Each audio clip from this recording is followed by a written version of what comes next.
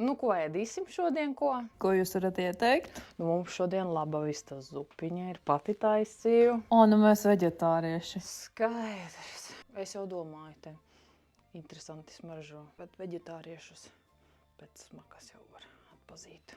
Drīz gaiss arī būs slikts, elpot nevarēs. Jūs jau modas pēc ķieģeli gatavi no rīta. Sietiņu atnesīšu, varēs izlasīt. Vistiņa no zupas ārā būs. Puika mums miltus nepanes. Nu, galdu, lai pagraušu. Tur nav milti klāt. Nebūtu ko ēst, panest un ne to vien. Nevajag izdomāt. Jā, ūdeni bez ledus varētu dabūt? Nu, tu pagaidi pāris minūtes. Izkusīs. Skaidrs.